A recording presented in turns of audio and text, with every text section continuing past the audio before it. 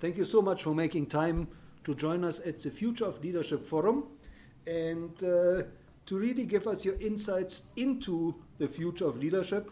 And I'm talking to the founder and managing director of Mentoring for Success and the Knowledge Mentoring Institute.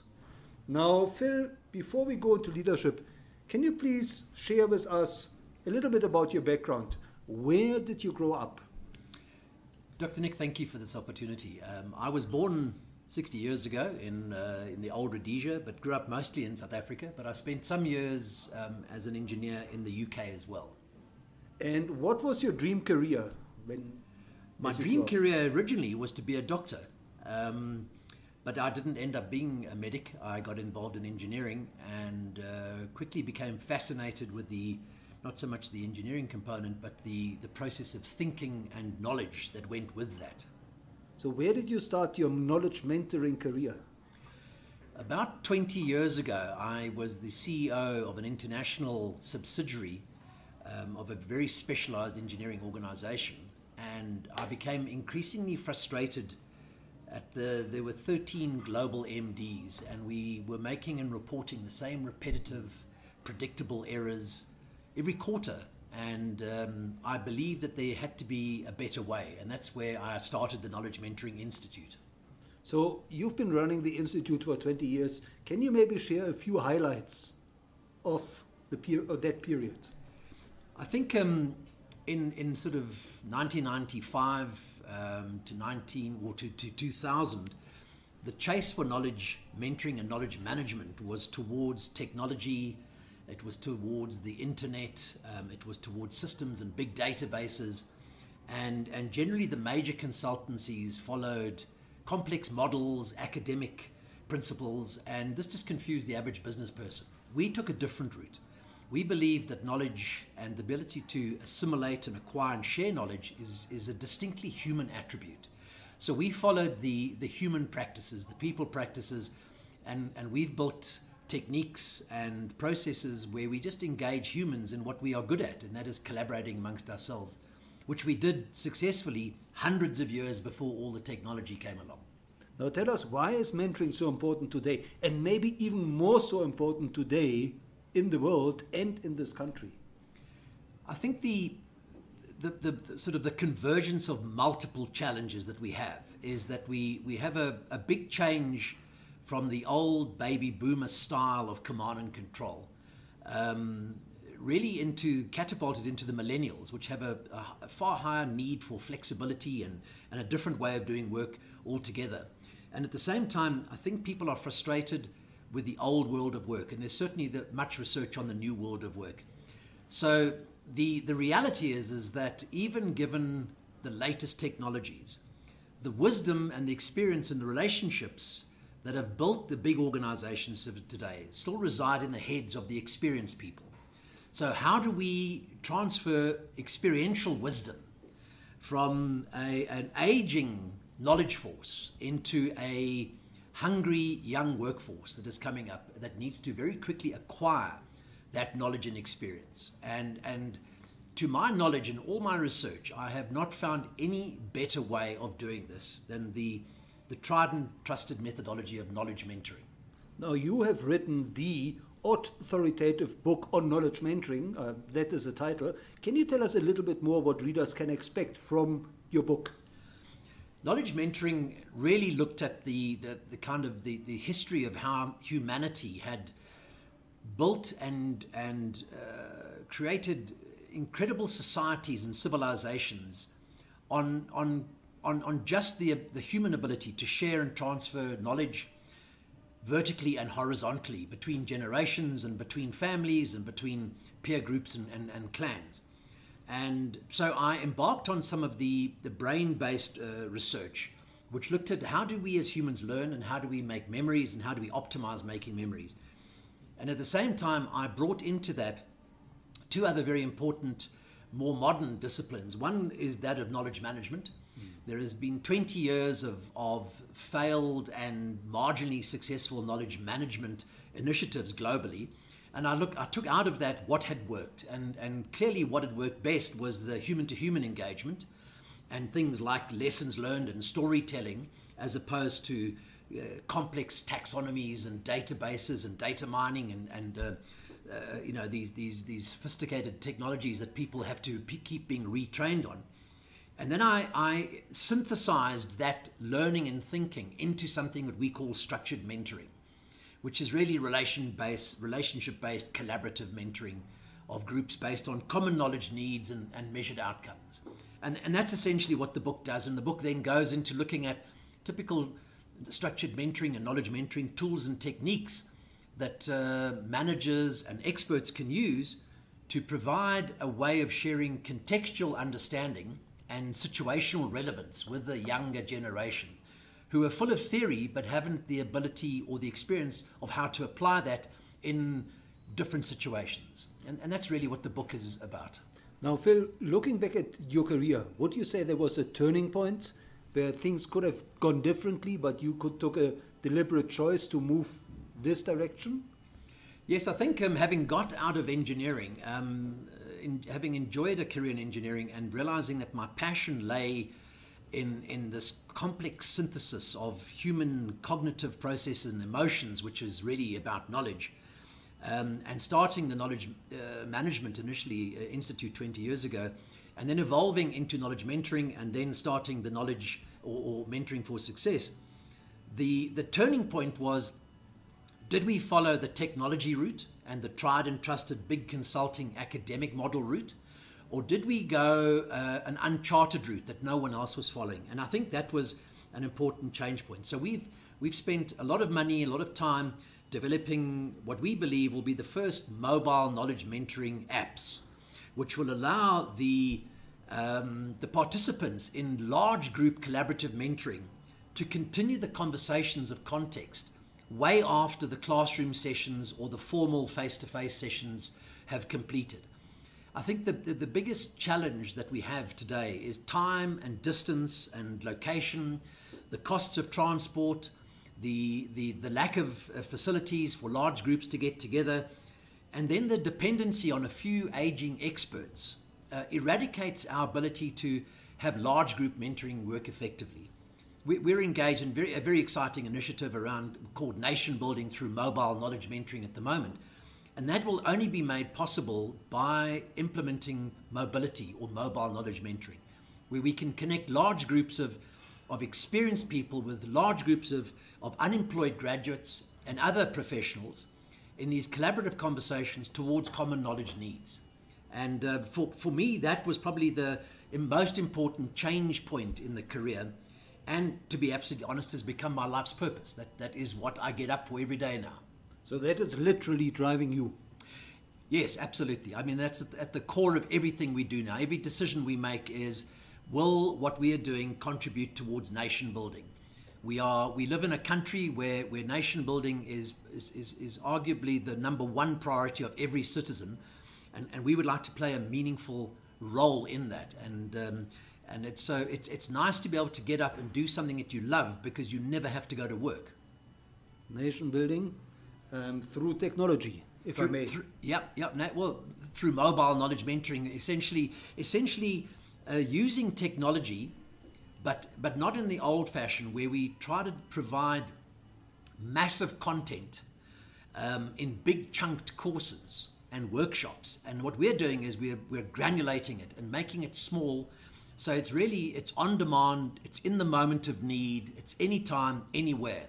If I need some experiential wisdom from a group of people that I trust and I know that have a common interest in my success, that is what we've created and that's what we are driving. And then I find it very exciting, and it's something we certainly want to take globally. So, Phil, let's talk about leadership. What does the future of leadership mean to you?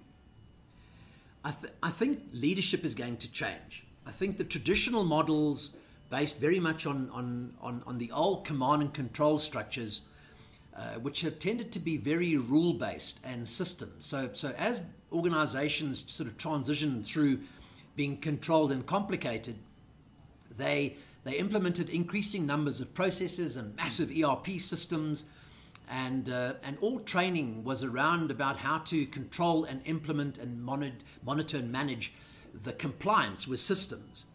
You know, as the Cynefin model from Professor David Snowden has showed us many years ago, most organizations today are clearly in the sort of complex and chaotic space.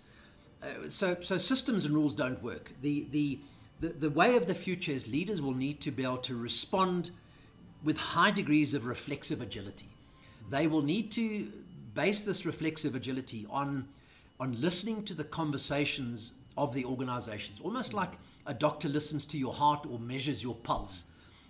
The knowledge pulse of an organization, whether it's strategic, operational, or support, will tell the executive team what is really going on in that organization. Future leaders will not be able to subcontract people, empowerment and enablement and engagement to human resources any longer. If they do not have absolute a finger on the pulse themselves, they will lose, as they do, control of the organizations. So I think future leaders are going to need to be able to monitor the analytics of what's going on in the organizations, and then with a high degree of intuitive responsiveness, be able to make decisions almost at the speed of thought, and not rely on the sort of the old analogy of a big corporation is like an oil tanker in the ocean trying to turn around, which takes, you know, days to happen. Big organizations, humans can change at the speed of thought. An organization should be able to do similar things, but you need to have a connection with the contextual conversation. So I think the whole future of leadership is going to be very different, and it's going to require a deep connection, deep learning to the people and to the context of what's going on in the organization. Now, Phil, what have you learned from your own journey that you consider really important for building future leaders? I think my own journey is a good example, and a tough one to have to swallow, in that I have come through my many years in engineering and building my own consultancy, typically of the old baby boomer, the command and control, do as I say. Clearly, what I have learnt more recently in the last few years is that you need to surround yourself with excellent people, and you need to be good at what you're great at, and then get everyone to be great at what you're only good at. And I think that is going to be the future. As the old analogy of a courageous leader on their white pony in front of the battlefield is no longer realistic. The sheer volume of information, the transformational changes in society, the complexity and chaotic nature of so many things happening simultaneously, it's almost at a quantum level. That's going to require the new leaders to have multiple people, multiple brains engaged in sort of a distributed cognitive network based on common values and common objectives. And old leaders will struggle to fit into that new mold. Now, when you speak to aspiring leaders, what is it you tell them they should focus on for future-proofing their career? Yeah, I think that's such a good question. I think the future leaders will need to be deeply connected to the pulse of the organization. I think the ability to sit in an ivory tower and make decisions based on purely financial statistics and predictions is going to make it increasingly difficult. The turnover of people, the challenge of getting high productive people, the challenge of getting motivated people will just increase exponentially as the new world of work and the millennials come in. And then we're going to have the Zs soon. And the Zs will change things even more. I think the future leaders will need to be connected at a level of trust in an organization where they are able to share their fears, their ideas, their failures in such a way that they are never exposed for potential ridicule or for potential questioning, but that they share in a way that nurtures trust. So that when they decide to change direction, everybody blows the same direction into the same sail. And I think that's a new mold of leadership that needs to evolve. Now, Phil, let's talk about technology. And in your view, what are the technologies, the key technologies, or maybe the tools of technology that you envisage will be driving the leadership of the future? Dr. Nick, I think the way things have changed is that the future now has a horizon that is increasingly short. But you know, in the predictable future and the next few years, increasingly the analytics and the real conversations, the real data, both in big data and small data, will be a very key component for decision support and for executives to make decisions on. So I think that the technologies cannot just be left to the CIO and to the guys in the IT space to gather and manage these and then give these to the CEO and leaders as reports. I think there needs to be something that is more ubiquitous, that is more responsive. And I think that things like mobility, where conversations of engagement can be tracked, and a variety of things that will lead to unlocking at the moment the more nascent attributes of things like artificial intelligence and machine learning. These are fantastic ideas, but they need accurate data to drive them and leverage the value out of AI and ML. So I think as that evolves, it will bring in other things like the sentiment tracking. So are decisions made, do they improve the sentiment within the organization? Is the level of motivation among staff or customers or stakeholders, is that improved? And so I think there's going to be a crossover between human intervention and artificial intelligence and the level of deeply rich analytics and the data that comes out of that. And I think that's going to be very important in the future. I think there's going to be a move away from the current or traditional social media type of things because they've become quite amorphous. I mean, LinkedIn is increasingly looking like Facebook, and Facebook's starting to introduce really nice business tools and things. I think there's going to need to be almost a new technology which comes in, which is a crossover between social media and business focus.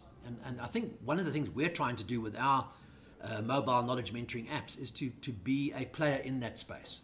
So there is focus in the knowledge domain, and it self-regulates. And I think the experience with some of the big platforms is that there needs to be increasingly controls put in because of the vagaries of human collaboration and frailty and saying inappropriate things and collaborating inappropriately and all the challenges of humanity and transformational cultures. So these systems will need to use machine learning to self-regulate. Now tell us, when you speak to aspiring leaders, which platforms, which social media platforms do you suggest they should be using to communicate and build their personal brand? Yeah, I'm not an expert in social media. The one that I have used through your own good input is LinkedIn. The challenge with LinkedIn is that there are too many people, I think, beginning to misunderstand LinkedIn and put on personal problems and their personal opinions about world events and things like that. I think LinkedIn at the moment works for me, and I keep a differentiator between my personal life and my business life, and I have a very clear focus on how to differentiate those. But I'm certainly not an expert in social media platforms. Well, as you said, there's definitely space for a new breed of platform, and maybe your mobile mentoring app can serve that need. Yes, I think a longer term strategy would be for us to prove it in the large corporate space and specifically in the nation building space. And after it's been stress tested at scale, is then to see what could be used in more of a consumer type app and take it certainly out into the global domain for those business leaders that want to collaborate with like-minded users. So we're currently developing something called a societal agitation space. And the societal agitation space is specifically that. It's a thought leadership platform, and it's designed to connect people who want to make a meaningful difference to nation building in organizations. And it connects the sources of knowledge with the seekers of knowledge, with a variety of experts, but also with donors and funders, and it gives them access to the tools and techniques. So it will only be attractive to those people who have common knowledge needs and or want to track and monitor the progress of individuals that they may be sponsoring. So it will self-regulate. And if you position personal opinions or your frustrations on there, very quickly the system will take you out of the communication. You won't feature in the collaborations. The collaborations will be measured by the system's own peer review analysis of what is trending and what is relevant and what is scoring the most likes and the ratings from the 1 to 7 scaling. And so machine learning will provide the filters that we need in order for us as the super users to get what we want out of it. Well, this is clearly much needed, and I wish you all the best for that initiative. Now, Phil, you've been a mentor to many upcoming leaders. Can you maybe share with us a success story or two where you mentored somebody and then somebody took your advice really to heart and went on to significant achievement? I think there's so many stories like that, and one of the ones that I use over and over is in fact someone who was at the end of their significant achievement and who was a very reluctant mentor in a program. He was a retiring founder of a large engineering organization. He had really achieved his life's ambition. He was a significant partner, and there are many structures that are still up to date because of his engineering input. And he reluctantly became a mentor in one of the programs, and once referred to the mentoring techniques we were introducing as psycho mumbo jumbo. And 2 years later he retired, and I met him. I was invited to his retirement party, and he came up to me and he shook my hand and he said, "I just want to give you some feedback that I'm still using the psycho mumbo jumbo that you taught me with my grandchildren, and it has completely changed my relationship with them." And he was using it at school to help them with their homework. So to me, that is probably the most profound success story I can think of. There are many business success stories, but that's a real people and personal one. Well, that's great and very encouraging to know. Now, who would you say are the role models of leadership that aspiring leaders should study and maybe take a leaf from? I think the transition from the typical baby boomer to the Larry Pages and the Zuckerbergs and the young tech leaders is going to be increasingly the sort of the role model to follow. I also think that that future leaders are the space is going to be so amorphous, it's going to be so fluid, that no single leadership style or individual is going to be able to cater for the fluidity of the moment and the ongoing transformation. So I think future leaders will surround themselves with a trusted team, and they will all be great at what they're good at, and they will make sure that they have high degrees of trust and whatever the appropriate collaborative anytime, anywhere communications are. And I think those role models are still to come. I think that we're still in a transition stage of many of the organizations coming out of old structural corporate models. But I think the Googles and those things are leading the way. Now, Phil, can you tell us how can our listeners connect with you, and where can they follow you?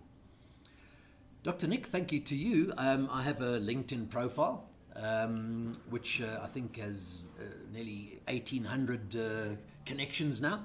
We're going to be obviously growing that as the platforms now are about to go live. So we're in the beta testing phase with some very exciting clients. We also have a website, so www.knowledgementoring.com or www.mentoring4success.co.za.